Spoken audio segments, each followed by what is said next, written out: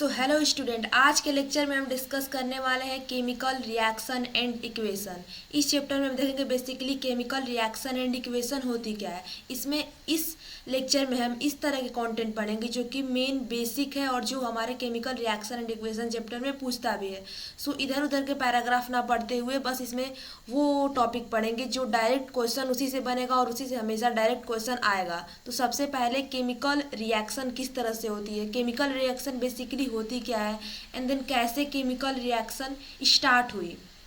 तो सबसे पहले केमिकल रिएक्शन से पहले कुछ छोटी छोटी टर्म देख लेते हैं जो कि हमारे केमिस्ट्री चैप्टर में पूछ ही लेता है। हमारे केमिस्ट्री सब्जेक्ट में सबसे जैसे कि हमारा एटम होता है, उसके बाद मॉलिक्यूल्स, तो ये सब देखेंगे। सबसे पहले देखते हैं एटम। अब एटम क्या होता है, तो एटम हम उसे बोलते हैं सबसे छोटा पार्टिकल्स हमारा एटम होता है। सबसे क्या होता है, सबसे स्मॉलेस्ट पार्टिकल्स हमारा एटम है। कोई भी हमारा ऑब्जेक्ट है जब उसे फर्दर फर्दर डिवाइड करते जाएंगे और इतने स्मॉल स्टेज तक पहुंच जाएंगे कि उसके बाद वो फर्दर ना हो पाए, उसे हम एटम बोलते हैं। उसके बाद एलिमेंट। अब एलिमेंट क्या होता है, तो उस सब्सटेंस को हम एलिमेंट बोलते हैं जो सेम टाइप ऑफ एटम से मिलके बना हो। सेम टाइप ऑफ एटम से जैसे कि हमारा होता है ऑक्सीजन। ऑक्सीजन हमारा नेचर में O2 के फॉर्म में पाया जाता है। ऑक्सीजन का एक एटम ऑक्सीजन के दूसरे एटम से मिलके हमारा O2 बनाता है। तो ऑक्सीजन के दो atom means same type of atom oxygen के मिलके हमारे ऑक्सीजन बना रहे हैं, तो ये हमारा हो गया एलिमेंट। उसके बाद एलिमेंट के बाद देखते हैं कंपाउंड। अब कंपाउंड क्या होता है, तो ऐसे सब्सटेंस जो अलग अलग एटम से मिलके बने हो, जैसे कि यहाँ पे हो गया carbon plus oxygen gives CO2। यहाँ पे क्या हो रहा है, कार्बन का एक दूसरा एटम है ऑक्सीजन के एक दूसरे एटम से मिलके CO2 बना रहा है, तो CO2 हमारा क्या हो गया, कंपाउंड हो गया। तो ऐसे सब्सटेंस जो डिफरेंट टाइप ऑफ एटम से मिलके बने हैं उसे कंपाउंड बोलेंगे। उसके बाद कंपाउंड के बाद देख लेते हैं मॉलिक्यूल्स क्या होते हैं। तो मॉलिक्यूल्स एक या दो एटम से मिलके बने रहेंगे, बट क्या रहेंगे, टाइटली बॉन्डेड रहेंगे और केमिकली बॉन्डेड रहेंगे। जैसे कि यहाँ पे हमारा O2 होता है। O2 क्या है, यहाँ पे एक ऑक्सीजन का एटम दूसरे ऑक्सीजन के एटम से टाइटली बॉन्डेड है, तो ये हमारा क्या हो गया, मॉलिक्यूल्स हो गया। यहाँ पे डबल बॉन्ड से कनेक्ट है, तो ये हमारा ओजोन हो गया।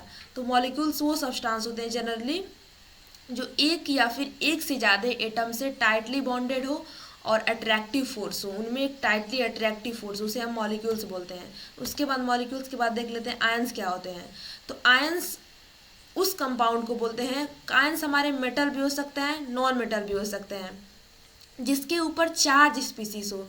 जैसे कि पॉजिटिवली चार्ज वाले को हम बोलते हैं केटायन और नेगेटिवली चार्ज वाले को बोलते हैं एनायन। जैसे कि यहाँ पे हमारा हो गया Ca+2, ये कैल्शियम के ऊपर क्या है, पॉजिटिवली चार्ज है, जिसे हम बोल देंगे केटायन। जैसे कि यहाँ पे होता है हमारा क्लोरीन Cl-, ये हमारा क्या है, एक हमारा एनायन है,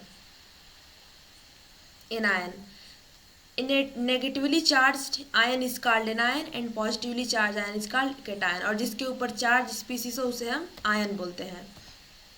उसके बाद अपना केमिकल रिएक्शन अब स्टार्ट करेंगे। तो सबसे पहले समझ लेते हैं केमिकल रिएक्शन बेसिकली कहाँ हैपन होती है।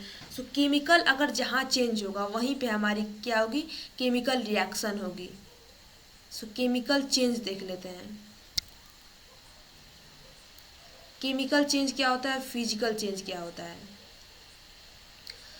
हमारे डेली लाइफ के बेसिस में केमिकल चेंज होता रहता है। जैसे कि अगर हमारा मिल्क है, अगर मिल्क को हम बाहर छोड़ दें तो फट जाता है या फिर उसका टेस्ट सॉर हो जाता है, ये हमारी क्या है, केमिकल चेंज है। तो मतलब कि जहाँ पे केमिकल चेंज हुआ वहीं पे हमारी केमिकल रिएक्शन अक्कर होगी। और उसी तरह से केमिकल चेंज जैसे कि हमारा अगर पेपर है, अगर उसे जला देते हैं तो बिफोर द रिएक्शन, मतलब कि उसे जलाने से पहले वह कैसा था, उसमें कोई भी केमिकल चेंज नहीं आया था, लेकिन उसे जलाने के बाद वह ऐश में कन्वर्ट हो जाएगा। डैट्स मीन्स ऐश में कन्वर्ट हो गया है कि न्यू प्रॉपर्टी लेकर कुछ दूसरा सब्सटेंस फॉर्म हो गया, उसी को हम बोलते हैं वहाँ पे केमिकल चेंज हो गया। तो केमिकल चेंज हो गया तो वहीं पे हमारी केमिकल रिएक्शन अक्कर होगी। इसी तरह से इसके बहुत सारे एग्जाम्पल हैं, जैसे कि बर्निंग ऑफ पेपर है,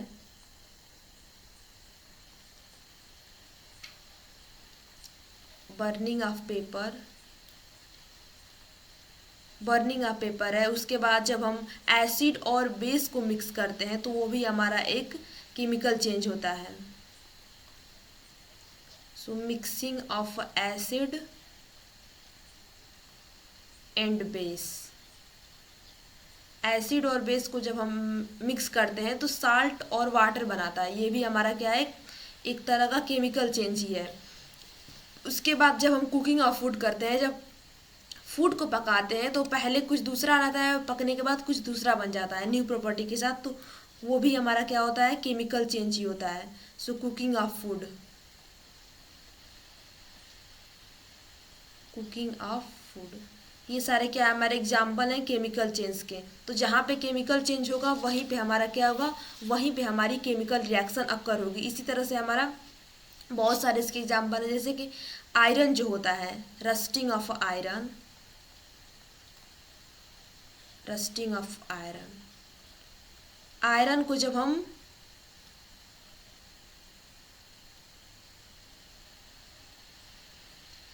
आयरन यहाँ पे रहेगा, जब हम आयरन को लेफ्ट छोड़ देते हैं बाहर तो क्या करता है, वाटर से और ऑक्सीजन से रिएक्ट करने के बाद अपने ऊपर एक लेयर जमा लेता है, उस लेयर को बोलते हैं रस्टिंग ऑफ आयरन। रस्ट एक रेडिश ब्राउन कलर का एक सब्सटेंस जमा हो जाता है जो कि कोरोजन की वजह से होता है, उसी को बोलते हैं रस्टिंग ऑफ आयरन। तो इसी तरह से हमारे केमिकल चेंज हो गए, जहाँ पे केमिकल चेंज होगा वहीं पे हमारी केमिकल रिएक्शन अक्कर होगी। सो केमिकल रिएक्शन का स्टार्टिंग यही से होता है बेसिकली, कि जहाँ पे केमिकल चेंज हो रहा है वहाँ पे केमिकल रिएक्शन हो रही है। उसी तरह से फिजिकल चेंज क्या होता है, तो फिजिकल चेंज हमारे डेली लाइफ में होते रहते हैं, जैसे कि हम केमिकल चेंज में बर्निंग ऑफ पेपर लिए, अगर पेपर को हम फाड़ दें तो वहाँ पे क्या हो जाएगा कि पेपर स्मॉल स्मॉल पीसीस में कन्वर्ट हो जाएगा, लेकिन उसकी प्रॉपर्टी चेंज नहीं होगी, बस उसका शेप और स्ट्रक्चर चेंज हो जाएगा, तो उसे हम बोलेंगे फिजिकल चेंज। उसी तरह से फिजिकल चेंज जैसे कि ग्लास है कांच का, जब उसे हम तोड़ देंगे तो वो भी एक स्मॉल पीस में प्रेजेंट रहेगा, लेकिन उसकी प्रॉपर्टी चेंज नहीं होगी। तो केमिकल चेंज हम उसे बोलते हैं जिसमें क्या होता है कि उसकी स्ट्रक्चर और शेप चेंज हो जाती है, उसमें कोई न्यू सब्सटेंस या फिर न्यू प्रॉपर्टी के साथ कोई सब्सटेंस नहीं फॉर्म्ड होता है, उसे हम केमिकल चेंज बोलते हैं। और फिजिकल चेंज बोलते हैं, और केमिकल चेंज उसे बोलते हैं जो न्यू प्रॉपर्टी के साथ फॉर्म हो और कुछ न्यू सब्सटेंस बने। तो इसी तरह से हमारा केमिकल रिएक्शन आता है। तो सबसे पहले इस चैप्टर में हम सिलेबस देख लेते हैं क्या क्या पढ़ेंगे। तो सबसे पहले देखेंगे कि how to we identify a chemical reaction, chemical reaction को हम किस तरह से आइडेंटिफाई करें।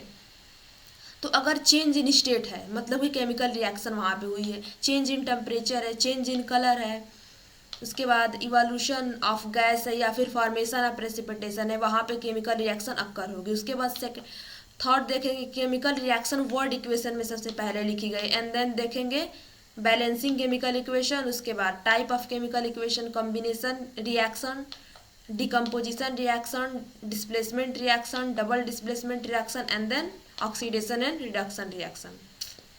सो ये हमारा थीम होने वाला है, इस चैप्टर में डिस्कस करेंगे ये टॉपिक। सो सबसे पहले देखेंगे किस तरह से केमिकल रिएक्शन को आइडेंटिफाई करें, आखिर क्या हो कि हम उससे बोल देंगे ये केमिकल रिएक्शन है और क्या हो कि बोल देंगे फिजिकल रिएक्शन है, तो यही हम देखने वाले हैं। तो अगर चेंज इन स्टेट है, सबसे पहला कि चेंज इन स्टेट है तो वहाँ पे हमारी केमिकल रिएक्शन अक्कर होगी। सो फिजिकल स्टेट तो जनरली नॉर्मली चेंज होता है, लेकिन केमिकल रिएक्शन में क्या होता है, केमिकल रिएक्शन में उसका स्टेट ही चेंज हो जाएगा। जैसे कि सॉलिड और गैस रिएक्ट करेंगे और फॉर्म करेंगे सॉलिड, लिक्विड और गैस रिएक्ट करेंगे फॉर्म करेंगे गैसियस। तो इसमें चेंज में जब स्टेट आ जाए, जब स्टेट में उसके चेंज हो जाए उसे बोलते हैं चेंज इन स्टेट। जैसे कि यहाँ पे हमारा एक एग्जाम्पल है Mg। Mg क्या रहता है, Mg हमारा सॉलिड में रहता है और O2 हमारा गैसियस है, O2 हमारा गैस है। ये दोनों क्या करते हैं, ये दोनों रिएक्ट करने के बाद MgO बनाते हैं और MgO एक तरह का सॉलिड है। तो यहाँ पे क्या हुआ, यहाँ पे स्टेट चेंज देखने को मिला, मतलब कि यहाँ पे केमिकल रिएक्शन हुई है। एंड देन देखेंगे जैसे कि इसी में हमारा एग्जाम्पल आता है बर्निंग ऑफ मैग्नीशियम रिबन।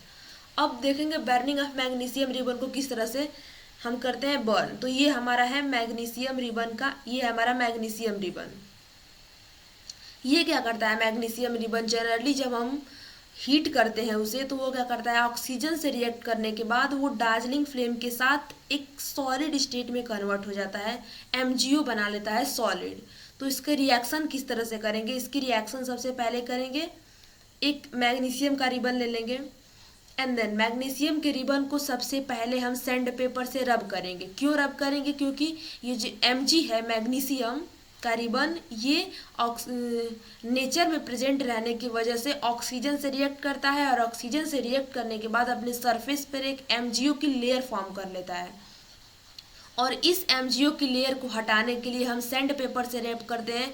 और MgO इसलिए O2 से रिएक्ट कर लेता है क्योंकि हाईली रिएक्टिव MgO एलिमेंट है।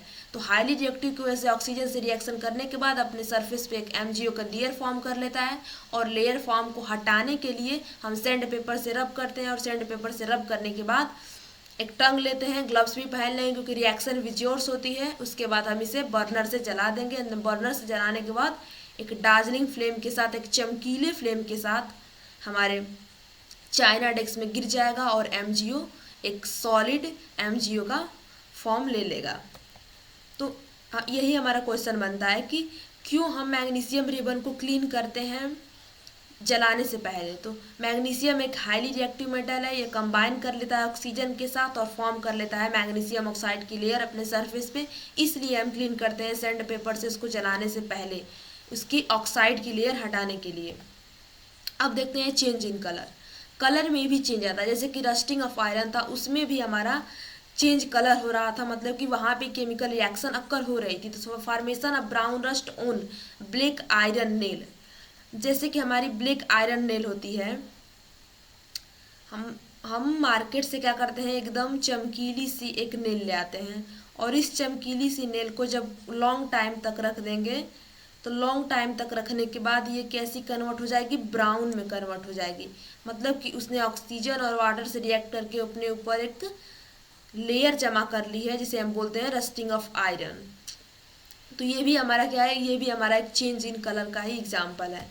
उसके बाद एक जैसे कि यहाँ पे है CuSO4 के सॉल्यूशन में कॉपर सल्फेट के जब सॉल्यूशन में हम डालते हैं आयरन नेल को, तो कुछ टाइम के बाद क्या करता है कि ये जो आयरन की नेल होती है Fe आयरन की नेल अपने ऊपर जमा कर लेती है, सल्फेट को ले लेती है और पूरे पानी को क्या करती है, पूरे सॉल्यूशन को ग्रीन में कन्वर्ट कर देती है। तो यहाँ पे कलर में चेंज आया है, मतलब कि केमिकल रिएक्शन हो रही है। इसी तरह से बहुत सारे एग्जाम्पल है। इवोल्यूशन ऑफ गैस भी होता है, जैसे कि यहाँ पे जब जिंक रिएक्ट करता है किसके साथ, जब जिंक रिएक्ट करता है सल्फ्यूरिक एसिड के साथ, तो यहाँ पे गैस इवॉल्व होती है। वो गैस इवॉल्व होती है हाइड्रोजन गैस। और हाइड्रोजन गैस को हम आइडेंटिफाई करते हैं, जब हाइड्रोजन गैस को हम जलाते हैं तो एक पॉप साउंड के साथ प्रोड्यूस होता है। तो जब हम इस गैस में इस रिएक्शन के टेस्ट ट्यूब से जो गैस निकलती है उसे जब हम जलाते हैं तो पॉप साउंड प्रोड्यूस होता है, मतलब कि हाइड्रोजन गैस का यहाँ पे इवोल्यूशन होता है। तो इसकी रिएक्शन लिख लेते हैं, जब zinc Zn plus sulphuric acid H2SO4 react करते हैं तो क्या फॉर्म करते हैं, सबसे पहले तो हाइड्रोजन गैस फॉर्म करेंगे और जिंक सल्फेट। और टेम्परेचर भी यहाँ पे चेंज होने को मिलता है। क्या होता है, यहाँ पे जो कंटेनर है वो हॉट हो जाता है। उसके बाद देखेंगे फॉर्मेशन ऑफ प्रेसिपिटेशन।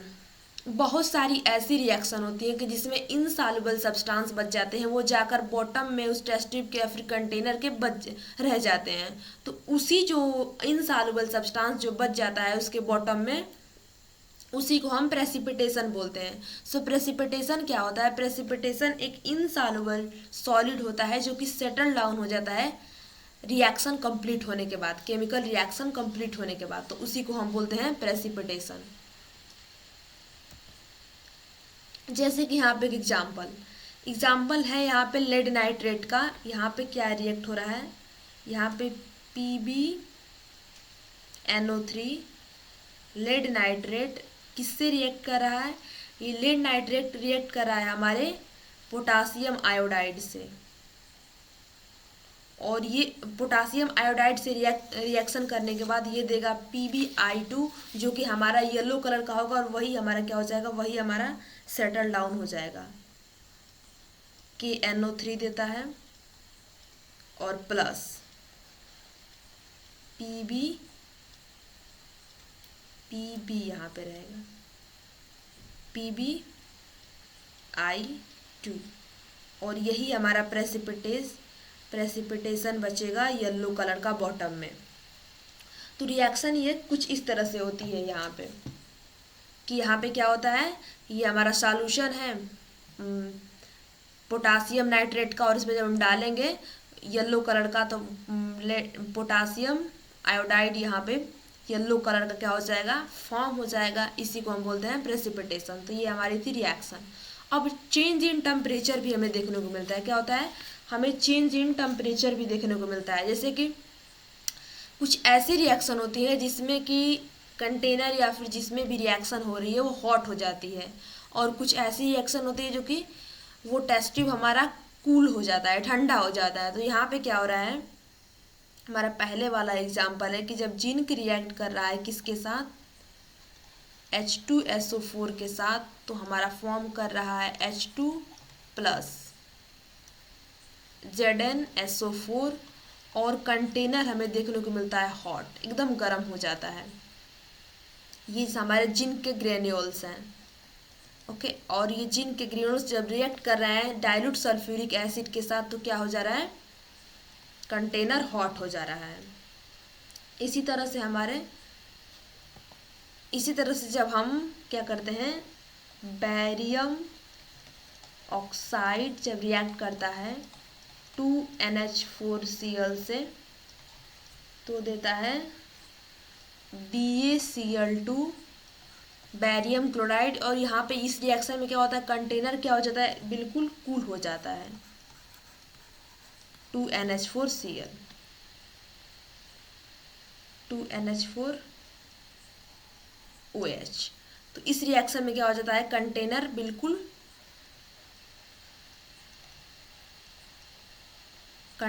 कूल हो जाता है। इसी तरह से अब कैसे केमिकल रिएक्शन को लिखें।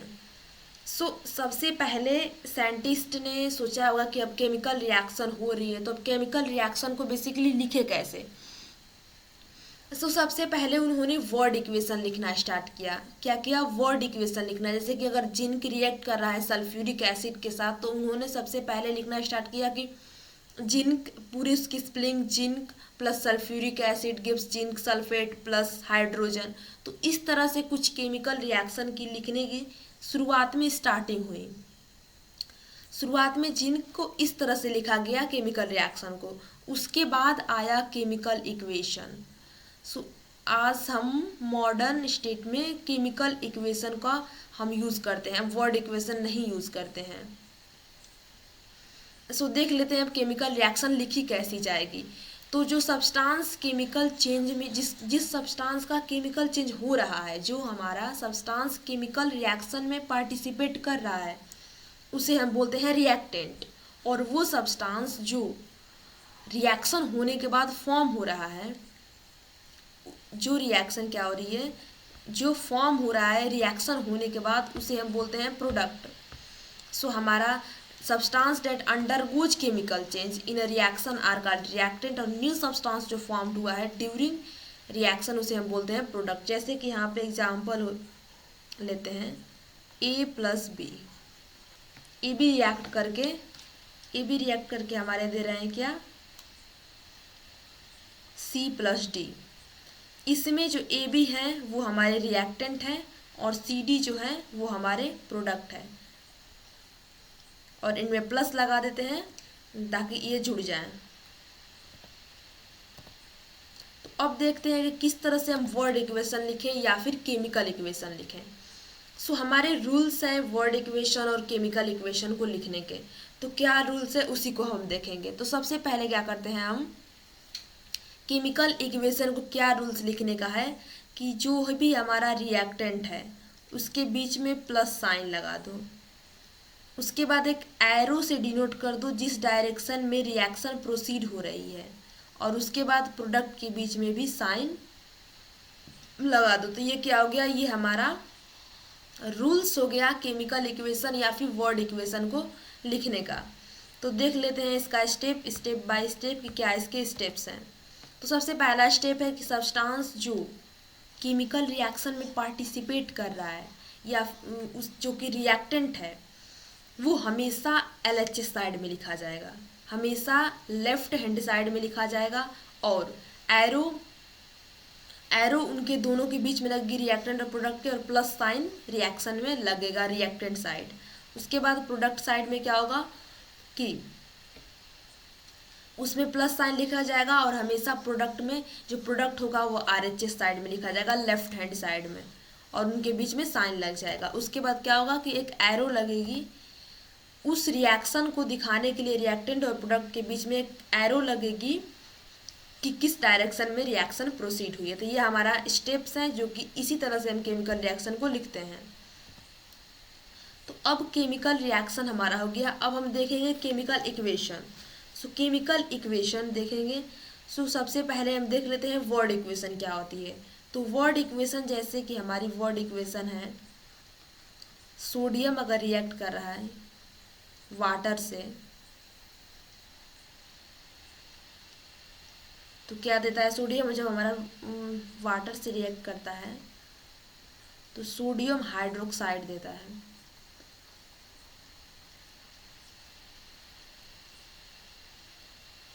सोडियम हाइड्रोक्साइड देता है और क्या देता है, हाइड्रोजन देता है।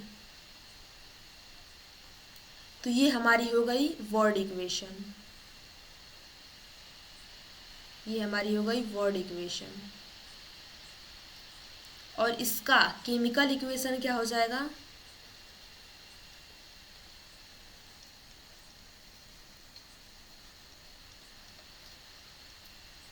केमिकल इक्वेशन इसका हो जाएगा Na प्लस वाटर है तो H2O और सोडियम हाइड्रोक्साइड दे रहा है तो NaOH प्लस वाटर। ये हमारी हो गई केमिकल इक्वेशन इसकी। अब देख लेते हैं केमिकल इक्वेशन क्या होती है। सो केमिकल इक्वेशन जब हम उसका सिंबल यूज़ करते हैं, कोई भी रिएक्शन कराते हैं और उसका जब सिंबल हम यूज़ करते हैं तो उसी को बोलते हैं chemical equation. So basically chemical equation देख लेते हैं क्या होती है। सो chemical equation is symbolic representation of a chemical reaction. Chemical reaction का एक सिंबॉलिक रिप्रेजेंटेशन है chemical equation, in the form of symbol या फिर फार्मूला, किसी के भी फॉर्म में लिख सकते हैं। तो ये हमारा हो गई केमिकल इक्वेशन। सो केमिकल इक्वेशन जैसे कि हमारा रिएक्ट कर रहा था तो zinc plus sulphuric acid H2SO4 Gibbs क्या दे रहा था, हाइड्रोजन दे रहा था और जिंक सल्फेट दे रहा था प्लस H2। इस तरह से जैसे कि Mg है, Mg रिएक्ट करता है O2 के साथ तो देता है MgO। बैलेंस इक्वेशन नहीं लिख रहे हैं क्योंकि बैलेंसिंग हम सीखे नहीं हैं। तो इस तरह से कुछ केमिकल इक्वेशन लिखी जाती है।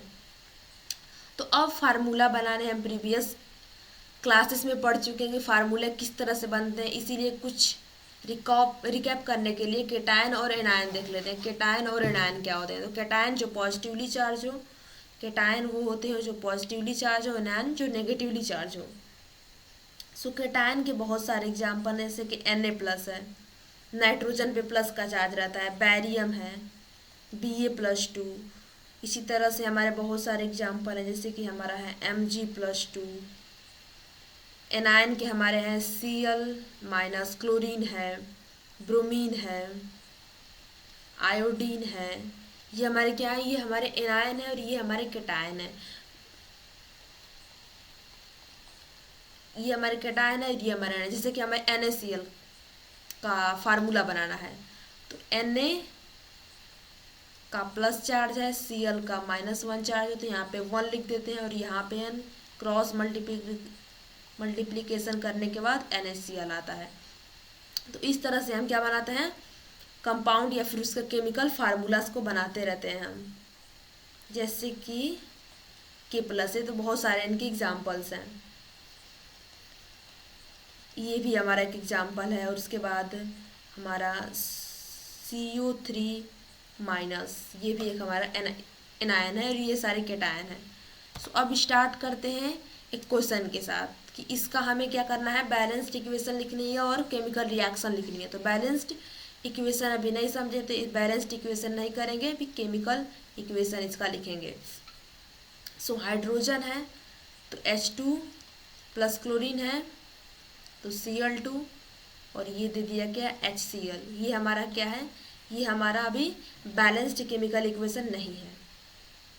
सोडियम है Na+ वाटर गिब्स क्या देता है, सोडियम हाइड्रोक्साइड प्लस हाइड्रोजन, तो ये हमारी हो गई।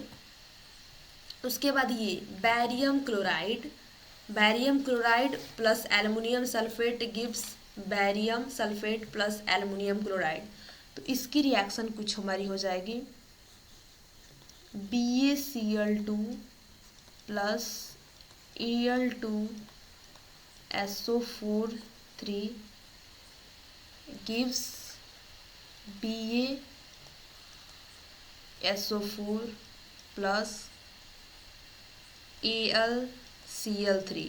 तो यहाँ पे क्या हुआ है कि Ba पे +2 का चार्ज रहता है, यहाँ पे क्या रहता है Ba का +2 चार्ज रहता है, Ba पर +2 का चार्ज रहता है और Cl पे -1 का, तो यहाँ पे 2 हो जाएगा 1, उसके बाद हो जाएगा BaCl2। तो कुछ इस तरह से हमारी इक्वेशन बनती है, तो इसका इक्वेशन ये हो गया। अब हम देखते हैं बैलेंसिंग। अब हमें आखिर हम जैसा चल रहा था वैसे केमिकल इक्वेशन को चलने देते, आखिर हमें बैलेंसिंग करने की ज़रूरत क्यों पड़ी, आखिर हम बैलेंसिंग क्यों करते हैं। So law of conservation of mass के अकॉर्डिंग हमें बैलेंसिंग करना पड़ेगा। अब क्यों करना पड़ेगा इसको देखते हैं। Law of conservation of mass हमारे दिए थे एंटोन वन लैवोजियर साइंटिस्ट ने, जिन्होंने कहा था कि मास can neither be created nor be destroy, मतलब कि मास को ना ख़त्म किया जा सकता है ना क्रिएट किया जा सकता है। मतलब कि मास, जैसे कि हम एक कंटेनर ले रहे हैं रिएक्शन का, एक कंटेनर ले लिए है रिएक्शन का, उसमें हमने 5 ग्राम रिएक्टेंट डाला है, अब प्रोडक्ट 3 ग्राम बना, तो 2 ग्राम कहाँ गया हमारा रिएक्टेंट, तो वो भी 2 ग्राम या तो इनसॉल्युबल के फॉर्म में चाहिए, या तो प्रेसिपिटेशन के फॉर्म में चाहिए, या तो गैस के फॉर्म में चाहिए, या फिर एनर्जी के या फिर हीट के किसी भी फॉर्म में 2 ग्राम चाहिए। वो 2 ग्राम कभी ख़त्म नहीं होगा, ना ही क्रिएट होगा, ना ही कभी डिस्ट्रॉय होगा, कभी डिस्ट्रॉय हो ही नहीं सकता। तो इसीलिए जितना रिएक्शन के लिए हम लिए हैं, जितना रिएक्टेंट के लिए हम रिएक्शन कराने के लिए जितने ग्राम लिए हैं या फिर जितने ml लिए हैं, उतने ही हमें प्रोडक्ट भी चाहिए। सो इसी को बैलेंस करने के लिए, जैसे कि हम रिएक्शन में अपने रिएक्टेंट को जो पार्टिसिपेट कर रहे हैं रिएक्शन में, उनके हमने 5 एटम लिए हैं, तो हमें प्रोडक्ट में भी 5 ही एटम चाहिए, अदरवाइज वो रिएक्शन होगी ही नहीं अगर 5 एटम नहीं मिला तो।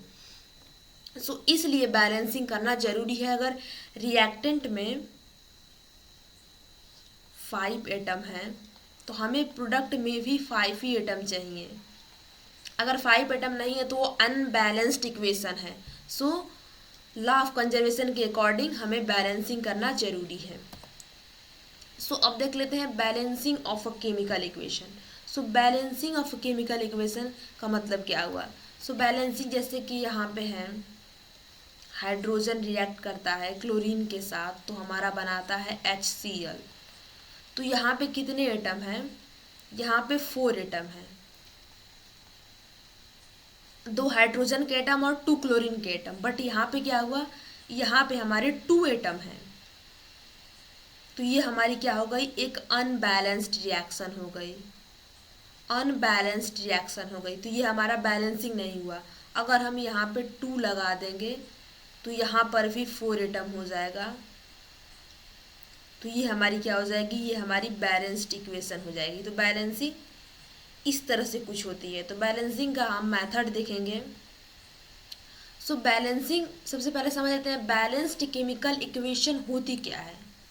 सो a reaction which has an equal number of atom, ऐसी रिएक्शन जिसके पास इक्वल नंबर ऑफ एटम हो सभी एलिमेंट के दोनों साइड, प्रोडक्ट साइड भी, रिएक्टेंट साइड भी और प्रोडक्ट साइड भी इक्वल नंबर ऑफ एटम्स हो, उसे हम बोलते हैं बैलेंस्ड केमिकल इक्वेशन।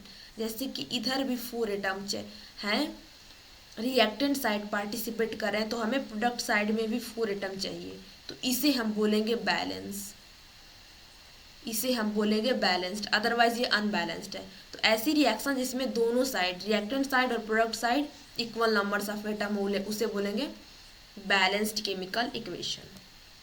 अब देख लेते हैं अनबैलेंस्ड केमिकल इक्वेशन क्या होती है। अनबैलेंस्ड केमिकल इक्वेशन को हम बोलते हैं जनरली स्केलेटन इक्वेशन।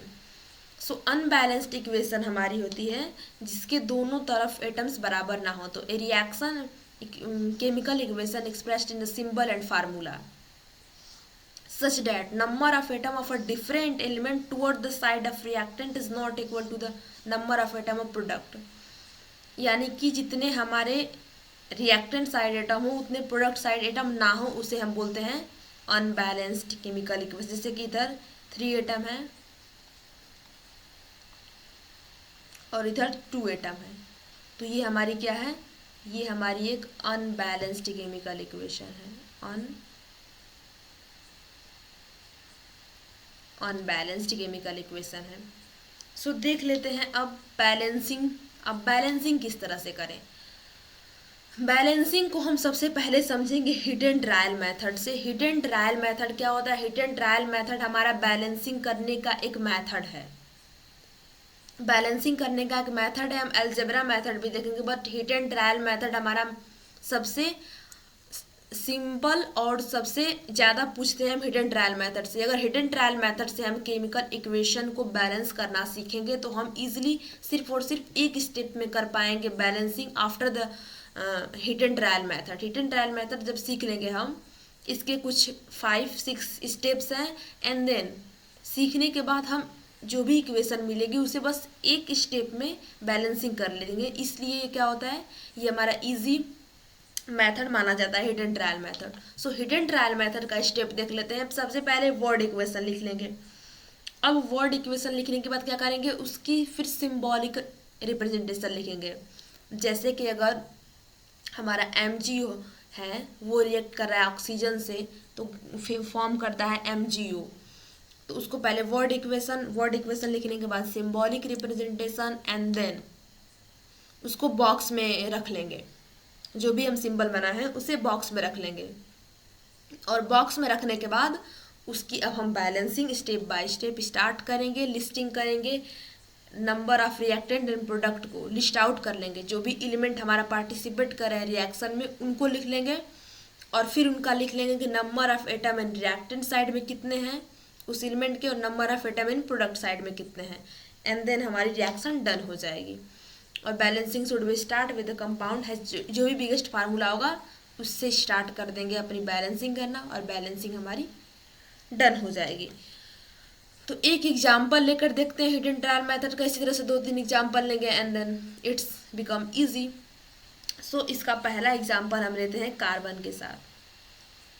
सो स्टेप नंबर फर्स्ट,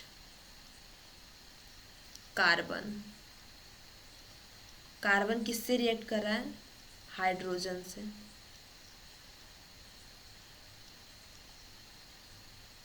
तो फॉर्म कर रहा है मीथेन।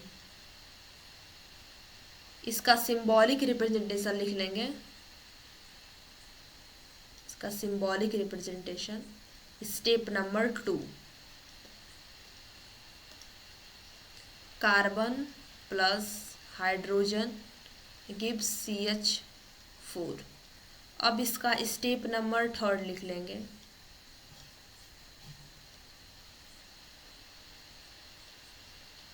इसको स्टेप 3 में क्या करना था, इसको बॉक्स में बंद करना था, तो हम इसे बॉक्स में बिल्कुल बंद कर लेंगे। अब बॉक्स में बंद करने के बाद हमारा 4th स्टेप क्या था, लिस्ट आउट कर लेंगे एलिमेंट को।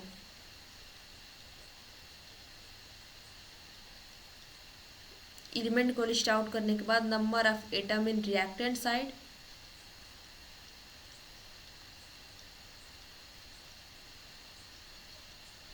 रिएक्टेंट साइड कितने हैं,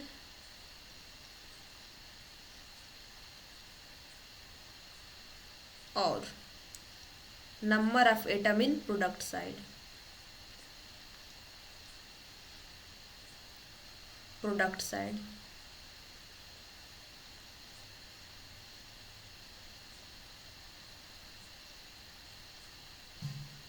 सो हमारे एलिमेंट कौन से हैं, एक तो है कार्बन और एक तो है हाइड्रोजन। कार्बन के रिएक्टेंट साइड कितने हैं, 1 है एटम।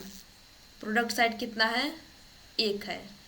हाइड्रोजन कितने हैं, 2 है। रिएक्टेंट साइड, प्रोडक्ट साइड है 4। तो अब हमें जो बिगेस्ट फार्मूला था उससे स्टार्ट करना था बैलेंसिंग। सो बैलेंसिंग स्टार्ट करेंगे सबसे बिगेस्ट फार्मूले के साथ। तो H2 यहाँ पे बिगेस्ट फार्मूला दिखाई दे रहा है रिएक्टेंट साइड। तो कार्बन तो हमारा क्या है, कार्बन तो हमारा बैलेंस है। कार्बन क्या है, कार्बन हमारा बैलेंस है। हाइड्रोजन को अब बैलेंस करना है, तो हाइड्रोजन को बैलेंस करने के लिए इधर 4 है तो यहाँ पर 2 से मल्टीप्लाई कर देंगे। जब 2 से मल्टीप्लाई करेंगे तो ये भी 4 हो जाएगा, ये भी 4 हो जाएगा। Equation becomes balance. सो हमारी इक्वेशन क्या हो गई, बैलेंस हो गई। यहाँ पे 2 लग जाएगा, CH4। तो इस तरह से हमारे स्टेप्स हैं जो कि हिडन ट्रायल मेथड से हम करते हैं। सबसे पहले उसके वर्ड इक्वेशन लिखते हैं, उसके बाद उसका सिंबॉलिक रिप्रेजेंटेशन, उसके बाद उसको बॉक्स में इनक्लोज करते हैं, और बॉक्स में इनक्लोज करने के बाद क्या करते हैं, उस एलिमेंट का और नंबर ऑफ रिएक्टेंट साइड के आइटम प्रोडक्ट साइड को लिस्ट आउट करने के बाद उसको मल्टीप्लाइड करके एक इंटीजर वैल्यू से, कोई भी वैल्यू से, और उसको हम बैलेंस कर देते हैं। तो एक इसका और एग्जाम्पल देखते हैं जिससे कि और समझ आए हमें ज़्यादा। सो हमने कार्बन प्लस हाइड्रोजन का लिया था। अब हम ले लेते हैं एक दूसरा एग्जाम्पल जो कि है नाइट्रोजन। फर्स्ट स्टेप ले रहे हैं,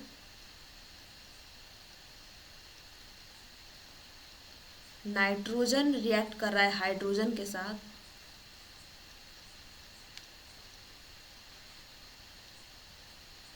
और बना रहा है हमारा अमोनिया।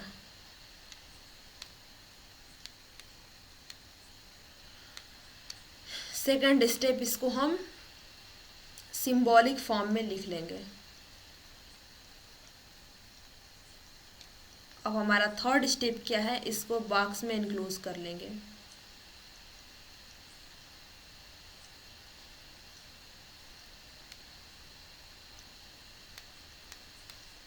N2H2NH4। अब बॉक्स में इनक्लोज करने के बाद इसका एलिमेंट का और वो लिस्ट आउट कर लेंगे। सो एलिमेंट के बाद हमारा रिएक्टेंट साइड का एटम और प्रोडक्ट साइड का एटम।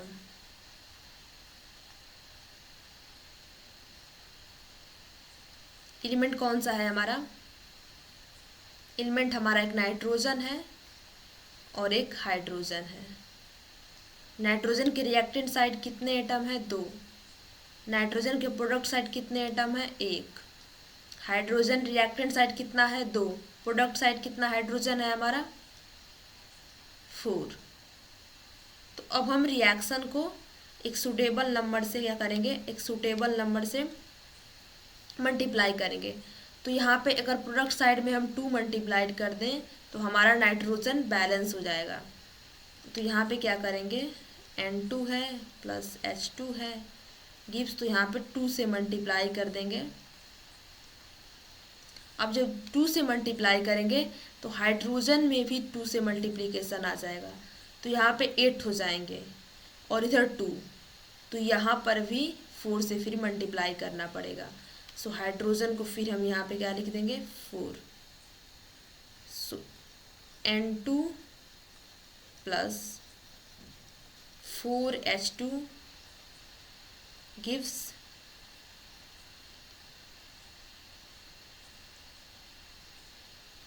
गिव्स क्या दे देगा यहाँ पे, 2NH4। 2 एटम है, 2 एटम बैलेंस है, 8 एटम 8 एटम बैलेंस है। वैसे यहाँ पे अमोनिया का NH3 फार्मूला होता है, तो अगर NH3 से भी करें तो वहाँ पे बैलेंस ही होगा। यहाँ पे हमने NH4 ले लिया by default hidden trial method सीखने के लिए। सो इस तरह से हमारा क्या होता है, इस तरह से हमारा हिट एंड ट्रायल मेथड होता है। जैसे कि यहाँ पे हम एक और एग्जांपल ले रहे हैं।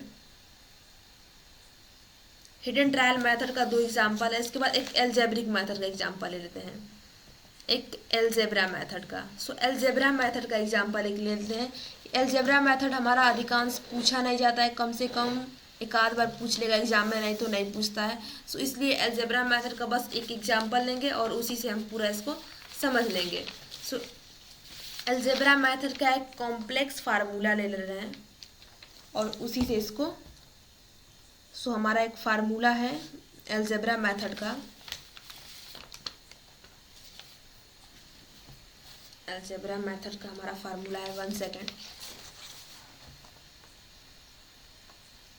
CaCO3 प्लस H3BO4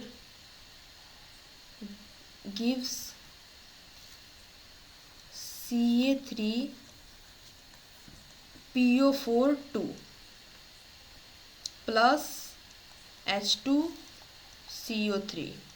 यहाँ पे क्या करेंगे, यहाँ पे हम फर्स्टली क्या करते हैं, वेरिएबल इनके कोफिशिएंट का हम क्या ले लेते हैं, इनके कोफिशिएंट का वेरिएबल ले लेते हैं। सो इनके कोफिशिएंट का हमारा वेरिएबल हो जाएगा, इसका A ले लेंगे, इसका B ले लेंगे, इसका C ले लेंगे और इसका D। और लेने के बाद क्या करेंगे, इसकी पूरी तरह से हम Ca, यहाँ पे Ca को लिख लेंगे, जितने जितने हमारे एलिमेंट है, कार्बन है, उसके बाद ऑक्सीजन है, उसके बाद हाइड्रोजन है, उसके बाद फास्फोरस है, और इन सारे के हम वेरिएबल्स रिएक्टेंट साइड और प्रोडक्ट साइड लिखेंगे। तो कैल्शियम हमारा रिएक्टेंट साइड है A, प्रोडक्ट साइड कितना है 3C, और इसी तरह से ये हमारा है A और इस साइड है D। इसी तरह से ऑक्सीजन हमारा है 3A प्लस 4B, और प्रोडक्ट साइड कितना है ऑक्सीजन, हमारा प्रोडक्ट साइड है 8C और इधर 3D। हाइड्रोजन कितना है 3B है और प्रोडक्ट साइड कितना है 2D है। इसी तरह से फास्फोरस को भी लिख लेंगे, फास्फोरस कितना है B है बस, और इधर कितना है 2C। इस तरह से लिखने के बाद हम सेट कर लेंगे, कोई भी एक इंटीजर वैल्यू मान लेंगे कोई भी वेरिएबल का। तो हम यहाँ पे मान ले रहे हैं C की 1 वैल्यू इंटीजर को सेट कर ले रहे हैं। तो सेट करने के बाद हमारी यहाँ से वैल्यू आ जाएगी A की 3, और A की 3 आ गई तो यहाँ से D की भी वैल्यू आ जाएगी 3, और यहाँ से B की वैल्यू हमारी आ जाएगी 2। सो हमारी सारी वैल्यूज़ क्या हो गई, आ गई। उसके बाद C की वैल्यू हमें पता ही है, C की वैल्यू 1 आ गई, तो यहाँ पे लिख लेते हैं C की वैल्यू 1 आ गई, B की वैल्यू 2 आ गई, D की वैल्यू 3 आ गई, और A की वैल्यू भी 3 आ गई। तो अब यहाँ पे हम लिख देंगे C की वैल्यू, जो भी यहाँ पे C की वैल्यू हो, तो ये हमारा बैलेंस्ड है ऑलरेडी। A की वैल्यू 3 लगाना है तो यहाँ पे हम 3 लिख देंगे, और D की वैल्यू हमें 2 लगाना है तो यहाँ पे हम 2 लिख देंगे, और B की वैल्यू हमें 2 लगाना है तो यहाँ पर भी 2 लिख देंगे। तो इसकी हमारी बैलेंस्ड क्या हो जाएगी इक्वेशन, इसकी बैलेंस्ड हमारी इक्वेशन बन के आएगी 3CaCO3 प्लस यहाँ पे कितना था 2 था, 2H3PO4 था, और यहाँ पे हमारा कोई भी वेरिएबल ही नहीं था क्योंकि C का कोफिशिएंट का वेरिएबल 1 आया था, और हमारा लास्ट में D कितना था, लास्ट में D हमारा अप्रोक्सीमेटली 3 था। तो ये हमारी हो गई बैलेंस्ड केमिकल इक्वेशन, ये हमारी क्या हो गई बैलेंस्ड इक्वेशन हो गई। सो हमने हिट एंड ट्रायल मेथड और अलजेब्रा मेथड देख लिया। उसके बाद हम अब देख लेते हैं क्या type of chemical equation. So type of chemical equation से पहले एक स्टेप में हिट एंड ट्रायल मेथड के यूज करके एक इक्वेशन को बैलेंस कर लेते हैं। तो सबसे पहले H2 plus Cl2 give HCl। तो यहाँ पे कितने एटम है, 2 एटम 2 एटम, यहाँ पे एक एटम। तो जब यहाँ से हम मल्टीप्लाई कर देंगे 2 से तो बैलेंस हो जाएगी। तो कुछ इस तरह से हम एक स्टेप में देखने के बाद भी बैलेंस कर लेंगे। सो अब देखते हैं first type of chemical equation which is type combination reaction. So type of chemical reaction हमारा यहाँ से स्टार्ट हो रहा है। So type of chemical reaction हमारा सबसे पहले देखते हैं combination reaction. So combination reaction क्या होती है, तो सो कॉम्बिनेशन रिएक्शन उसे बोलते हैं जिसमें एक या फिर एक से ज़्यादा सब्सटेंस कंबाइन होकर एक सिंगल न्यू सब्सटेंस फॉर्म करते हो, एक सिंगल न्यू सब्सटेंस फॉर्म करते हैं, उसे बोलते हैं combination reaction. So combination reaction में हमारा क्या होता है, कॉम्बिनेशन रिएक्शन बेसिकली हमारी 3 टाइप की होती है। या तो एलिमेंट ऐड होगा तो एक कोई फॉर्म करेगा, या तो कंपाउंड एलिमेंट या फिर एलिमेंट या फिर कंपाउंड कुछ भी ऐड होंगे तो। सो ऐसी रिएक्शन जिसमें एक दो या फिर दो से ज़्यादा सब्सटेंस कंबाइंड होकर एक न्यू सब्सटेंस फॉर्म करें उसे बोलते हैं हम केमिकल रिएक्शन। सो केमिकल रिएक्शन हमारी हो सकती है एक या फिर एक से ज़्यादा एलिमेंट के बीच में, एलिमेंट कंबाइन हो, और या फिर एक या फिर एक ज़्यादा कंपाउंड मिलकर फॉर्म करें, या फिर एलिमेंट और कंपाउंड मिलकर फॉर्म करें। सो सबसे पहले जनरली हमारी जो कॉम्बिनेशन रिएक्शन होती है वो एक्जोथर्मिक होती है। एक्जोथर्मिक रिएक्शन क्या होती है उसे देख लेते हैं। तो ऐसी रिएक्शन जिसमें हीट रिलीज होती हो, प्रोडक्ट साइड हीट रिलीज होती हो, उसे बोलते हैं एक्जोथर्मिक रिएक्शन। सो एक्जोथर्मिक रिएक्शन हमारी कॉम्बिनेशन रिएक्शन जनरली होती है। तो इसके एग्जाम्पल देख लेते हैं। तो इसका एग्जाम्पल हमारा है, इसके हमारे एग्जाम्पल हैं जैसे कि carbon plus oxygen give CO2। ये क्या था, ये हमारा एक कंपाउंड किसके साथ मिल रहा था, एक एलिमेंट के साथ एक मिल रहा था कंपाउंड, तो ये हमारी एक हो गई। और इसी तरह से जैसे कि यहाँ पे हाइड्रोजन मिलता है ऑक्सीजन के साथ तो बनाता है H2O। और हमारी ये क्या हो गई, ये हमारी कॉम्बिनेशन रिएक्शन का एग्जाम्पल हो गया। उसी तरह से हमारे बहुत सारे एग्जाम्पल हैं जैसे कि Ca, ये क्या होता है, हमारा क्विक लाइम होता है, ये हमारा क्विक लाइम होता है। CO2 के साथ जब रिएक्शन कराता है तो हमारा सिलेक्ट लाइम फॉर्म करता है, और सिलेक्ट लाइम के साथ साथ ये फॉर्म करता है जब ये हमारा मिलता है हाइड्रोजन के साथ तो जनरली सिलेक्ट लाइम फॉर्म करता है, लेकिन जब कार्बन डाइऑक्साइड के साथ फॉर्म करता है तो ये हमारा एक कार्बोनेट बनाता है CaCO3।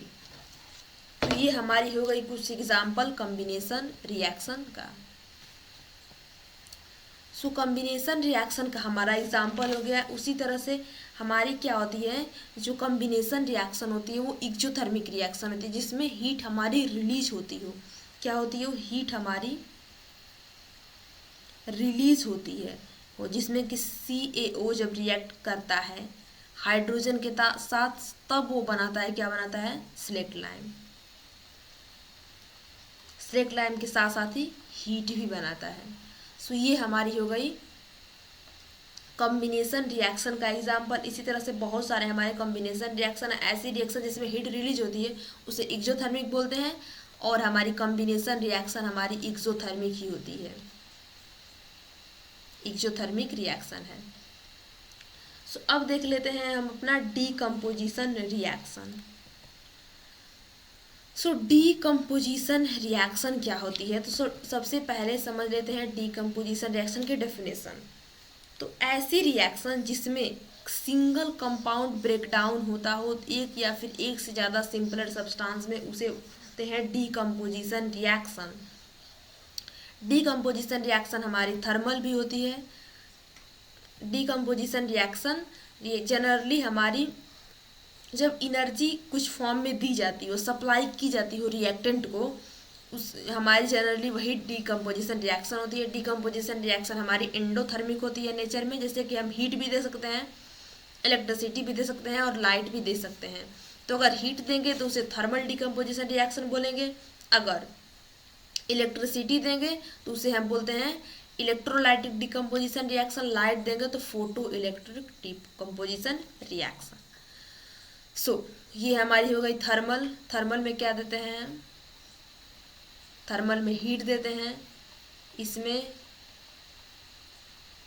इलेक्ट्रिसिटी देते हैं, और फोटो डीकम्पोजिशन रिएक्शन में क्या देते हैं, लाइट।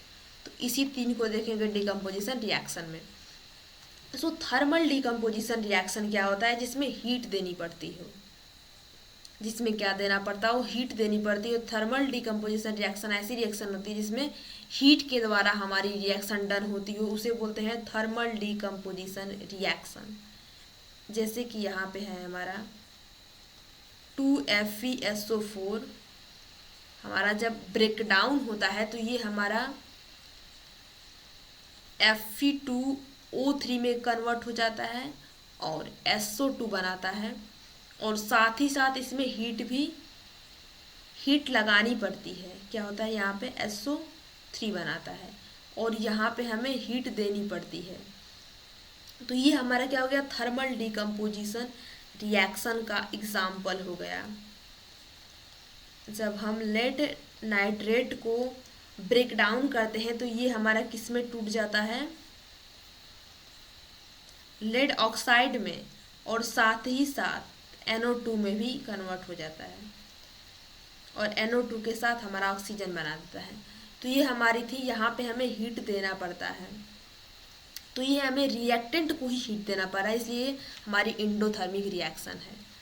इंडोथर्मिक रिएक्शन है। अब देख लेते हैं हम कि रिएक्शन जिसमें एनर्जी एब्जॉर्ब होती है उसे बोलते हैं endothermic reaction. Decomposition reaction are generally endothermic in nature. So decomposition reaction endothermic nature में होती है। अब देख लेते हैं इलेक्ट्रोलाइटिक डिकम्पोजिशन रिएक्शन क्या होती है, जिसमें इलेक्ट्रिसिटी क्या करनी हो, जिसमें इलेक्ट्रिसिटी हमें देनी पड़ती हो। These kind of reaction in which electric current is passed through the compound in a liquid or aqueous solution are called electrolytic decomposition reaction। जैसे कि हमारा एग्जाम्पल है, बहुत ही बेसिक एग्जाम्पल है, जब पानी में हम इलेक्ट्रिसिटी को डालते हैं तो ये हाइड्रोजन और ऑक्सीजन में टूट जाता है। क्या करता है, ये हमारा हाइड्रोजन और ऑक्सीजन में टूट जाता है। तो ये हमारा यहाँ पे क्या देना पड़ता है, यहाँ पे हमें इलेक्ट्रिसिटी देनी पड़ती है, यहाँ पे हमें देनी पड़ती है इलेक्ट्रिसिटी।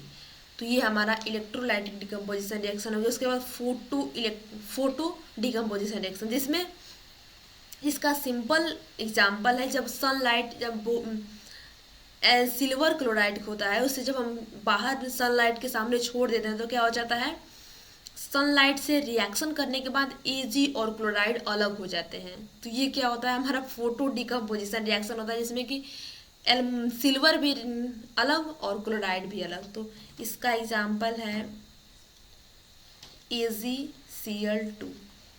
तो इसमें Ag भी अलग हो जाता है और Cl2 भी अलग हो जाता है। तो ये हमारी होती है फोटो डिकम्पोजिशन रिएक्शन, जिसमें क्या करना पड़ता हो, जिसमें हमें क्या करना पड़ता है, फोटो, यहाँ पे सनलाइट देनी पड़ती है,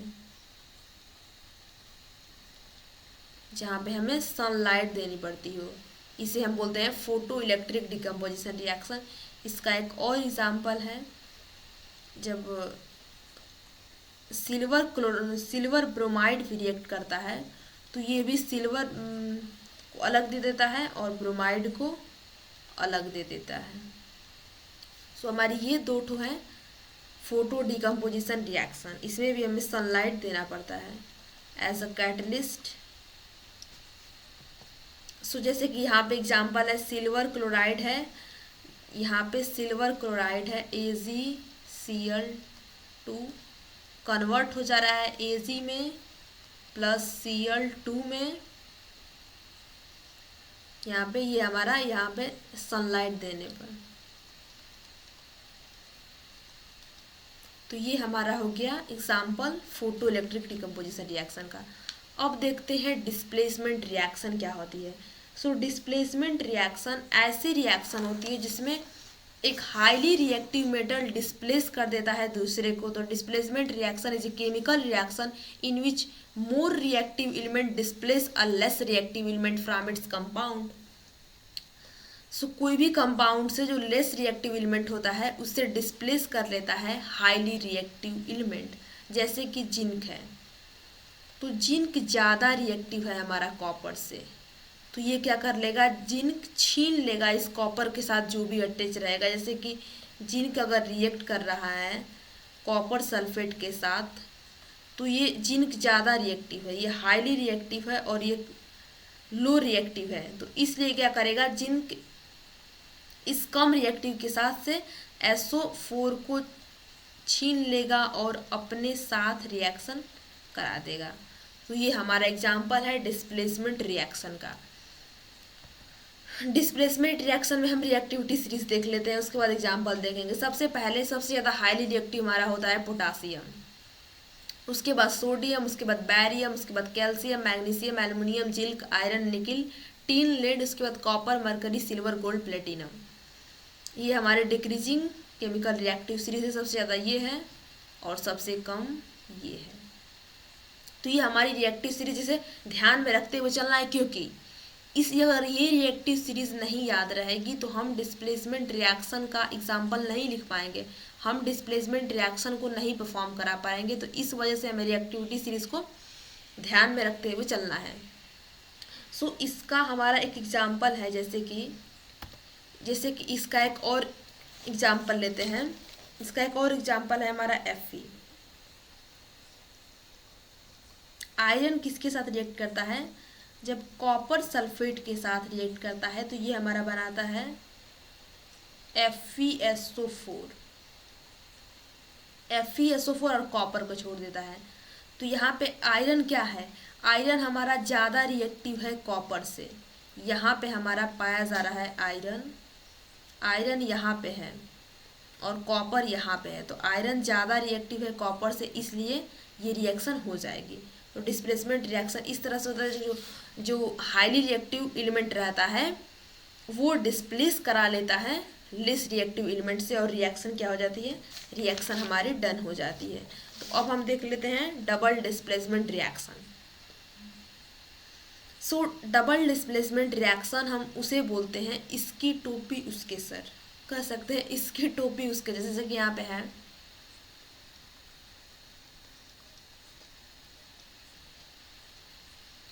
जैसे कि A है plus B plus C D, ये रिएक्ट कर रहे हैं तो यहाँ पे बना रहा है AD प्लस BC। तो हम कह सकते हैं कि इसकी टोपी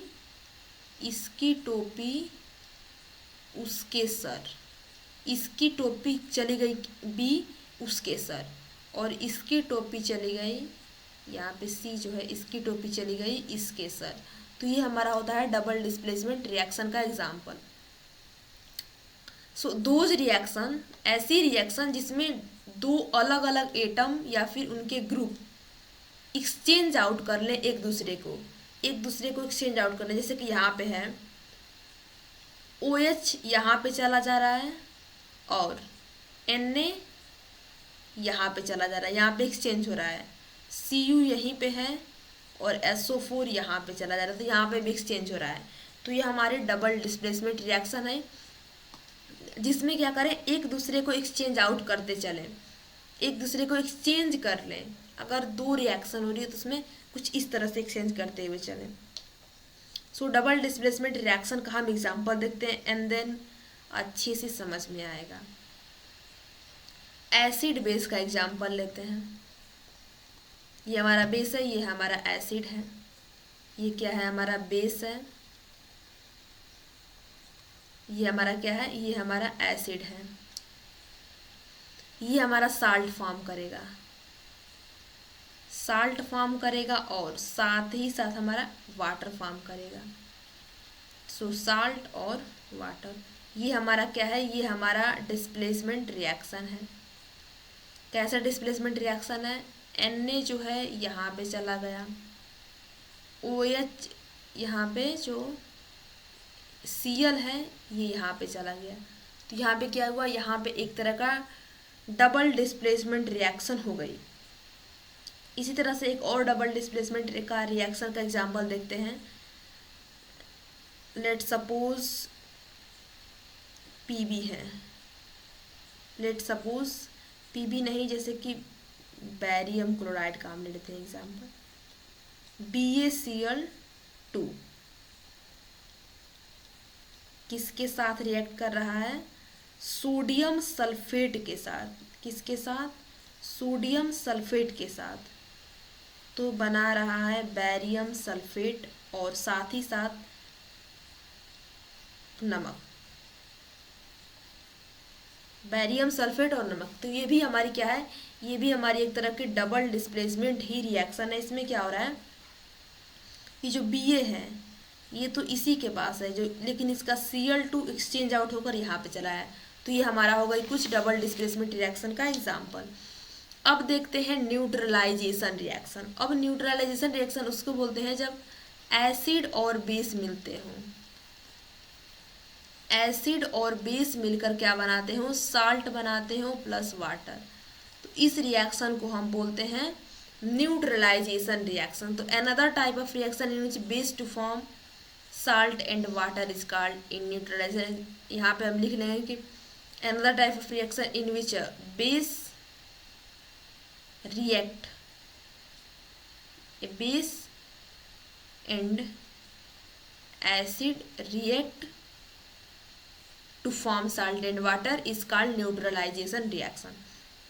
तो ये हमारी हो गई न्यूट्रलाइजेशन रिएक्शन का एग्जाम्पल। ऐसी रिएक्शन जो एसिड बेस में होती है उसे हम बोलते हैं न्यूट्रलाइजेशन रिएक्शन। सो एक क्वेश्चन देख लेते हैं कि what is observe when solution of potassium iodide is added to the solution of lead nitrate। तो जो हम प्रेसिपिटेट वाले में एग्जाम्पल देखे थे कि जो लेड आयोडाइड का था, लेड आयोडाइड था वो सेटल डाउन हो जा रहा था उस टेस्ट ट्यूब में येलो कलर का, उसी को हम प्रेसिपिटेट बोल रहे थे। सो इसका हो जाएगा आंसर कि जिन सॉल्यूशन पोटासियम आयोडाइड का ऐड करते हैं लेड नाइट्रेट में तो एक येलो प्रेसिपिटेशन लेड आयोडाइड का फॉर्म हो जाता है पोटासियम नाइट्रेट के सॉल्यूशन में, और वो हमारा क्या होता है, वो हमारा डबल डिस्प्लेसमेंट का ही एग्जाम्पल होता है। सो इसकी रिएक्शन देख लेते हैं। पोटासियम आयोडाइड हो गया विद लेड नाइट्रेट, किसके साथ, पोटासियम आयोडाइड नहीं है, ये लेड नाइट्रेट है पोटासियम आयोडाइड के साथ। तो ये क्या फॉर्म करता है, एक तो ये सबसे पहले फॉर्म कर देता है प्रेसिपिटेट। प्रेसिपिटेट फॉर्म करने के बाद पोटासियम नाइट्रेट को फॉर्म करता है। पोटासियम नाइट्रेट क्या होता है, KNO3, और ये हमारा क्या होता है, ये हमारा प्रेसिपिटेट होता है।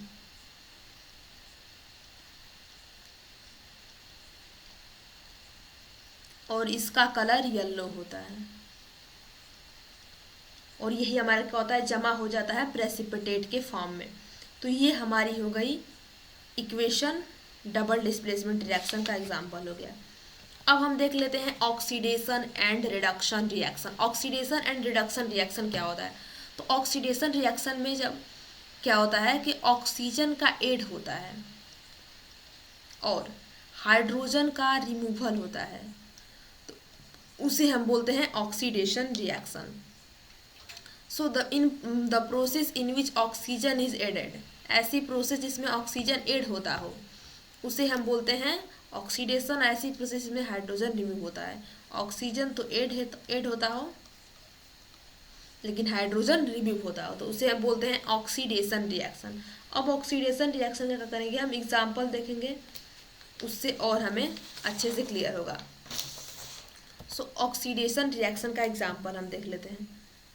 जैसे कि कॉपर है, ये किसके साथ रिएक्ट करता है, O2 के साथ, तो दे देता है, क्या दे देता है, CuO। इसमें क्या हो रहा है, कॉपर अब ऑक्सीजन को छीन ले रहा है, तो यहाँ पे भी हमारा ऑक्सीडेशन देखने को मिलता है। यहाँ पे क्या देखने को मिलता है, ऑक्सीडेशन।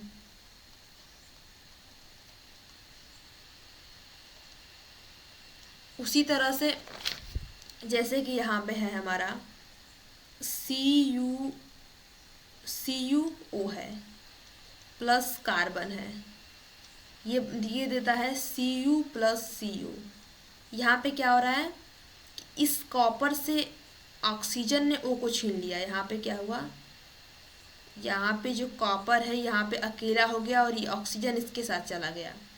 सो क्या हो गया, एडिशन ऑफ, क्या हो गया, यहाँ पे एडिशन ऑफ ऑक्सीजन, तो यहाँ पर भी ऑक्सीडेशन हो गया।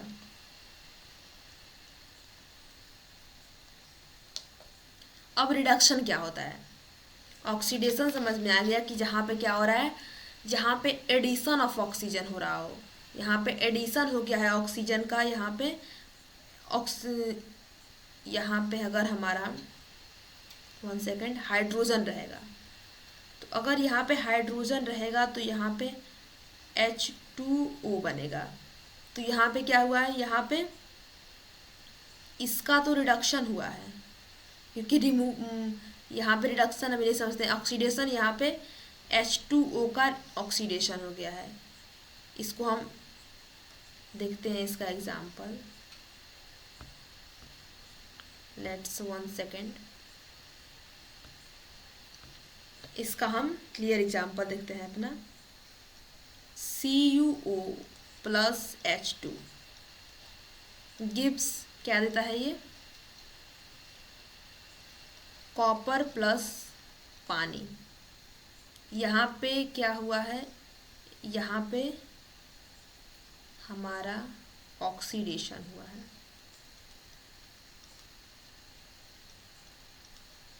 क्योंकि एडिशन ऑफ ऑक्सीजन है, एडिंग ऑफ ऑक्सीजन। इसी तरह से हम रिमूवल भी हाइड्रोजन का करा सकते हैं, बट इसे हम बाद में देखेंगे। जैसे कि Cu है प्लस O2 है, ये देता है CO, तो यहाँ पे क्या हुआ है, यहाँ पर भी ऑक्सीडेशन है, क्योंकि यहाँ पे कॉपर में ऑक्सीजन ऐड हो जा रहा है, तो यहाँ पे ऑक्सीडेशन हो गया। अब हम रिडक्शन देखते हैं। रिडक्शन क्या होता है, जिसमें ऑक्सीजन रिमूव होता हो और हाइड्रोजन ऐड होता हो, ऑक्सीजन रिमूव होता हो, हाइड्रोजन ऐड होता हो, उसे हम बोलते हैं रिडक्शन। सो रिडक्शन का एग्जाम्पल देख लेते हैं एक, और उसके बाद हम आगे अपने नेक्स्ट टॉपिक पे बढ़ेंगे। तो इसका एग्जाम्पल हमारा पिछले वाले में ही था। ये क्या देता है, कॉपर देता है और पानी देता है H2O। यहाँ पे रिडक्शन हो रहा है, इसका रिमूवल ऑफ ऑक्सीजन है, रिमूवल ऑफ ऑक्सीजन। तो यहाँ पे removal of oxygen, that's means reduction. तो ये हमारा हो गया रिडक्शन। अब देख लेते हैं रिडॉक्स रिएक्शन क्या होती है। तो रिडॉक्स रिएक्शन हम उसे बोलते हैं जिसमें एक ही इक्वेशन में क्या हो, हमारा रिडक्शन भी हो और ऑक्सीडेशन भी हो, उसे हम बोलते हैं रिडॉक्स रिएक्शन। तो redox reaction defined as the reaction in which oxidation and reduction take place simultaneously. एक ही इक्वेशन में हमारा क्या हो, एक ही रिएक्शन में हमारा ऑक्सीडेशन भी हो जाए और रिडक्शन भी हो जाए, उसे बोलते हैं हम रिडॉक्स रिएक्शन। रिडॉक्स रिएक्शन को जनरली ऑक्सीडेशन रिडक्शन रिएक्शन भी बोलते हैं। सो ऑक्सीडेशन रिडक्शन एक ही इक्वेशन में, जैसे कि यहाँ पे है, यहाँ पे क्या हो रहा है, रिडक्शन हो रहा है। रिडक्शन कैसे हो रहा है, यहाँ पे रिमूवल ऑफ ऑक्सीजन है, यहाँ पे क्या है, ऑक्सीजन का रिमूवल है। यहाँ पे ऑक्सीडेशन कैसे है, ऑक्सीजन का एडिशन है। तो एक ही इक्वेशन में हो रहा है, तो इसलिए हम इसे बोलेंगे रिडॉक्स रिएक्शन, क्योंकि जिंक से ऑक्सीजन हट जा रहा है। तो जब जिंक से ऑक्सीजन हट जा रहा है तो यहाँ पे रिडक्शन हो जाएगा, जब कार्बन में ऑक्सीजन जुड़ा है तो यहाँ पे ऑक्सीडेशन हो जाएगा। तो ये हमारी हो गई रिडॉक्स रिएक्शन। जिस रिएक्शन में साइमल्टेनियसली एक ही साथ ऑक्सीडेशन भी हो और रिडक्शन भी हो, उस रिएक्शन को हम बोलते हैं रिडॉक्स रिएक्शन। जैसे कि यहाँ पे है कार्बन डाइऑक्साइड है, यहाँ पे कार्बन डाइऑक्साइड से रिमूवल ऑफ ऑक्सीजन हो रहा है, एक ऑक्सीजन हट जा रहा है, इसलिए ये रिडक्शन हो गया। यहाँ पे हाइड्रोजन है, इसमें एडिंग ऑफ ऑक्सीजन है, एक ऑक्सीजन क्या हो जा रहा है, ऐड हो जा रहा है, तो इसलिए ये हो गया ऑक्सीडेशन। और ये हमारा एग्जाम्पल हो गया रेडॉक्स रिएक्शन का। अब देखते हैं अपना एक क्वेश्चन कि which substance is getting oxidize and which is getting reduce. कौन इसमें से ऑक्सीडाइज हुआ है, मतलब कि किसका ऑक्सीडेशन हुआ है, और इसमें से किसका रिडक्शन हुआ है। सो सबसे पहले देखते हैं जिंक को। जिंक का तो ऑक्सीजन रिमूव है, यहाँ पे ऑक्सीजन क्या है, ऐड है, तो जहाँ पे ऑक्सीजन ऐड होता है वहाँ पे ऑक्सीडेशन होता है, यानी कि ये ऑक्सीडाइज है, और जहाँ पे रिमूवल ऑफ ऑक्सीजन होता है वहाँ पे रिडक्शन होता है, यानी कि ये रिड्यूस है। अब हम ऑक्सीडाइजिंग एंड रिड्यूसिंग एजेंट देखेंगे। ऑक्सीडाइजिंग और रिड्यूसिंग एजेंट क्या होते हैं? तो जो बेसिकली ऑक्सीडेशन कराते हैं उसे हम बोलते हैं ऑक्सीडाइजिंग एजेंट, और जिसका रिडक्शन होता है उसे हम बोलते हैं ऑक्सीडाइजिंग एजेंट, जिसका ऑक्सीडेशन होता है उसे हम बोलते हैं रिड्यूसिंग एजेंट। सो ऑक्सीडाइजिंग एजेंट क्या होता है? इट इज अ सब्सटेंस, एक ऐसे सब्सटेंस जिसकी जो खुद रिड्यूस हो बट ऑक्सीडाइज दूसरे को करा दो, दूसरे का ऑक्सीडेशन करा दे, दूसरे का ऑक्सीडेशन करा दे बट अपने रिड्यूस हो जाए, उसे हम बोलते हैं ऑक्सीडाइजिंग एजेंट। जैसे कि यहाँ पे एग्जांपल है, यहाँ पे जो ये है, यहाँ पे ऑक्सीजन का रिमूवल है, तो जहाँ पे ऑक्सीजन का रिमूवल होता है यहाँ पे रिडक्शन होता है, ये हम जानते हैं पहले से। यहाँ पे क्या है कि हाइड्रोजन में एक जुड़ रहा है, यहाँ पे ऑक्सीडेशन हो रहा है और यहाँ पे रिडक्शन हो रहा है। Got it? अब समझते हैं इसमें, ये जो ऑक्सीजन है, ये जो ऑक्सीजन है ये हट गया है, प्रोडक्ट साइड में जाके हट गया है, मतलब कि रिडक्शन हो गया है।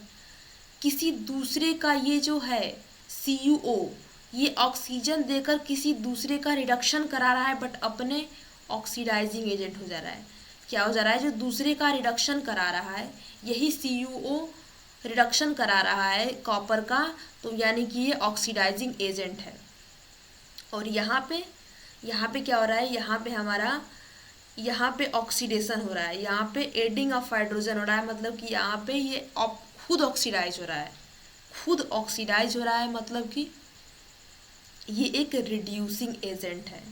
अपने ऑक्सीडाइज होगा तो अपना तो कुछ होगा नहीं, इस तरह से याद कर लेंगे कि मतलब कि जो ऑक्सीडाइज हो जा रहा है, जिसका ऑक्सीडेशन हो जा रहा है वह रिड्यूसिंग एजेंट है, जिसका रिडक्शन हो जा रहा है वो, अब रिडक्शन तो जिसका हो ही जा रहा है, अब रिडक्शन एजेंट कैसे बनेगा? तो जिसका रिडक्शन हो जा रहा है वो ऑक्सीडाइजिंग एजेंट है, और जिसका ऑक्सीडेशन हो जा रहा है, जिसका ऑक्सीडेशन हो जा रहा है, एडिंग ऑफ हाइड्रोजन हो जा रहा है, वो रिड्यूसिंग एजेंट हो जा रहा है। तो कुछ इस तरह से हमारे ऑक्सीडाइजिंग और रिड्यूसिंग एजेंट होते हैं। रिड्यूसिंग एजेंट क्या हो गया कि सब्सटेंस जो कि खुद ऑक्सीडाइज हो गया बट दूसरे को रिड्यूस करा दिया। अब देखते हैं कोरोजन। अब हमारा लास्ट टॉपिक है corrosion, but not the least, एक और टॉपिक बचा है, ये हमारा है कोरोजन। अब कोरोजन क्या होता है? तो जब भी कोई भी मेटल पे एयर और वाटर के साथ रिएक्शन होकर एक सब्सटेंस फॉर्म कर लेती है, क्या एक सब्सटेंस फॉर्म कर लेता है, उसी को बोलते हैं कोरोजन। अगर हम हवा में कोई भी आयरन का ऑब्जेक्ट छोड़ देते हैं तो वहाँ पे क्या होता है कि वो ऑक्सीजन से और वाटर से रिएक्शन करता है। क्या करता है? कुछ ऑक्सीजन पाएगा और कुछ पानी पाएगा, उसके बाद अपने सरफेस पे एक रेडिश ब्राउन कलर का वी कैन से सरफेस जमा कर लेता है, और उस सरफेस पे हमारा रस्ट जमा हो जाता है अगर आयरन का केस है तो, नहीं तो कोरोजन उसे बोलते हैं। तो the surface of reactive metal, जितने भी रिएक्टिव मेटल है उनके सरफेस पर एयर अटैक कर लेता है और वाटर, और दूसरे सब्सटेंस अगर नहीं भी है तो एयर वाटर जनरली अधिकांश कोरोजन का केस बनाते हैं। और कोरोड्स विल द प्रोसेस, उसके बाद कोरोड्स वो जो ऑब्जेक्ट है वो कोरोड हो जाएगा, तो उसी को हम बोलते हैं कोरोजन।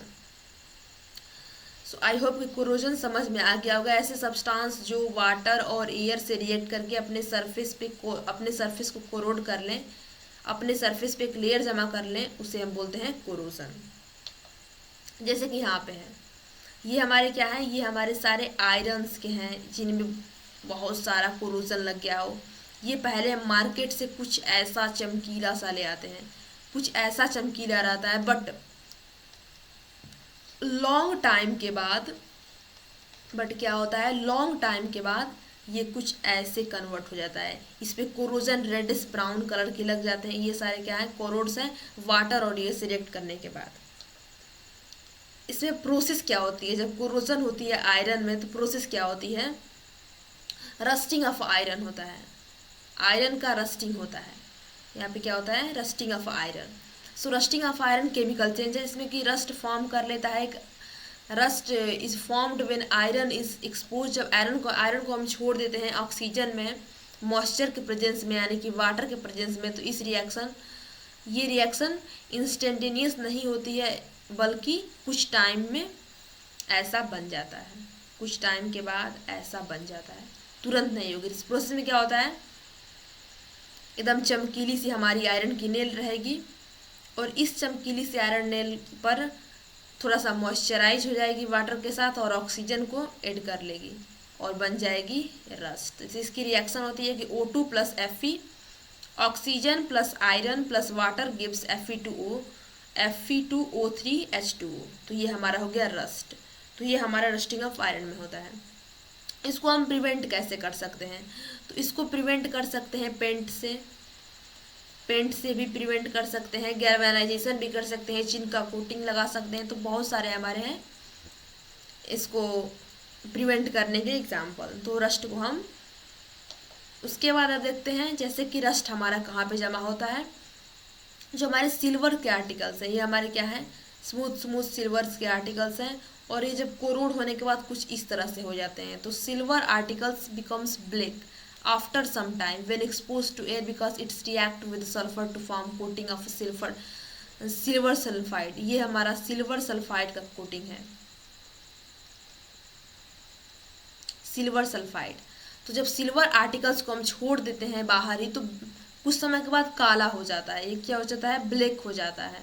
ये ब्लैक क्यों होता है कि जब हम छोड़ देते हैं इसे हवा में तो ये रिएक्ट कर लेता है सल्फर के साथ और फॉर्म कर देता है सिल्वर सल्फाइड। इसी तरह से जैसे कि हमारी बहुत सारी क्या होती है, गाड़ियाँ होती हैं, जब हम देखे होंगे बहुत सारे जगह पे इसी तरह से पड़ी रहती हैं, ये सारी क्या रहती है, कोरोड्स हो जाती हैं, क्या हो जाती हैं सारी, यहाँ पे रेडिस ब्राउन का हो जा रहा है, ये एयर और वाटर से रिएक्ट करके कोरोजन करके अपने ऊपर रस्ट जमा कर ले रही हैं। तो ये भी हमारा क्या है, एक एग्जाम्पल है रस्टिंग ऑफ आयरन का। उसी तरह से जब लेड या फिर स्टेनलेस स्टील होता है वो लॉस कर देता है अपना लस्टर पहले कैसा था, ऐसा था, पहले ऐसा था और बाद में कैसा हो गया, ऐसा हो गया। ये बिफोर है, बिफोर द रिएक्शन, और ये क्या है, after the reaction, after corrosion के बाद। तो पहले कुछ चमकीला ऐसा होता है, उसके बाद कुछ ऐसा हो जाता है। तो ये हमारा लेड भी जो होता है या फिर स्टेनलेस स्टील वो भी अपना लस्टर्स को लॉस कर देता है। उसके बाद कोरोजन से बचा कैसे जाए, तो पेंटिंग करें, गैल्वेनाइजेशन करें। So corrosion of metal is prevented applying protecting coating. Protecting coating क्या देंगे, ग्रीस लगा सकते हैं, पेंट लगा सकते हैं, मेटल का कोटिंग लगा सकते हैं मेटल के सरफेस पे, जिंक का कोटिंग लगा सकते हैं प्रोटेक्ट करने के लिए आयरन को, उसी को हम गैल्वेनाइजेशन बोलते हैं। ये हमारा क्या है, ये हमारा एक इम्पॉर्टेंट है, इसे याद ही होना चाहिए, क्योंकि जिंक का जो कोटिंग है, जिंक का हम कोटिंग करते हैं आयरन के ऊपर, उसी को हम गैल्वेनाइजेशन कहते हैं। जो प्रोसेस होता है आयरन के सरफेस पर जब भी हम जिंक को लगाते हैं, जिंक की कोटिंग करते हैं, उस प्रोसेस को हम गैल्वेनाइजेशन बोलते हैं। उसके बाद अब हम देखेंगे रेंसिडिटी। अब रेंसिडिटी क्या होती है, समझ लिए कि प्रिवेंशन ऑफ कोटिंग। अब रस्टिंग देखते हैं। तो रस्टिंग क्या होता है, ऑयल और फैट को जब हम छोड़ देते हैं ऑक्सीडाइज हो जाता है। जब ऑयल फैट हमारे फूड में पाए जाते हैं और फूड को जब हम ऑक्सीडाइज होता है, जब हम एयर में छोड़ देते हैं तो रिजल्ट क्या निकलता है, उसकी टेस्ट जो है बिल्कुल फॉल हो जाती है, फॉल, और उसकी जो सुगंध है वो बिल्कुल ख़राब हो जाती है, बिल्कुल ख़राब हो जाती है और टेस्ट भी उसका बिगड़ जाता है। तो उसको ठीक कैसे करें, तो उसको ठीक करने का तरीका है packaging of food material in air. Air से कोई भी पैकेजिंग करें फूड का, वो एयर से टाइट करें और इनर्ट गैस जैसे कि नाइट्रोजन को उसमें डालें, फ्यूज्ड करें उसमें नाइट्रोजन गैस को, क्योंकि नाइट्रोजन गैस एक एंटीऑक्सीडेंट की तरह काम करता है। Refrigerator of weight floor at low temperature, low temperature पर कोई भी सामान रेफ्रिजरेटर में रखें। एंटीऑक्सीडेंट का यूज करें रेंसिडिटी से प्रिवेंशन पाने के लिए, because nitrogen act as antioxidant and it prevent the food material from being oxidize. It is an inert gas and does not react easily with oil and fat present in the food substance.